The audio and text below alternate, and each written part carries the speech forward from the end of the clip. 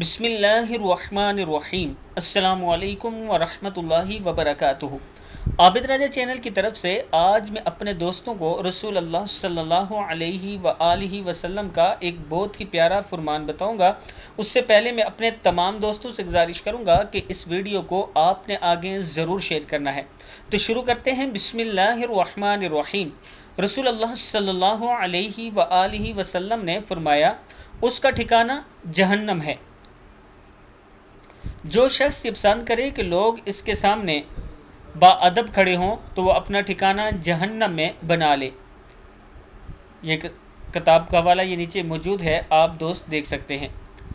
دوسری حدیث میں حضرت انس بن مالک رضی اللہ تعالی عنہ بیان فرماتے ہیں کہ کوئی شخص انہیں یعنی صحابہ کرام کو رسول اللہ صلی اللہ علیہ وآلہ وسلم سے زیادہ محبوب نہ تھا، لیکن وہ لوگ آپ صلی اللہ علیہ وآلہ وسلم کو دیکھ کر کھڑے نہیں ہوتے تھے، یعنی ادباً کھڑے نہیں ہوتے تھے، اس لیے کہ وہ لوگ جانتے تھے کہ آپ صلی اللہ علیہ وآلہ وسلم اسے ناپسند فرماتے تھے۔ یہ کتاب کا حوالہ موجود ہے۔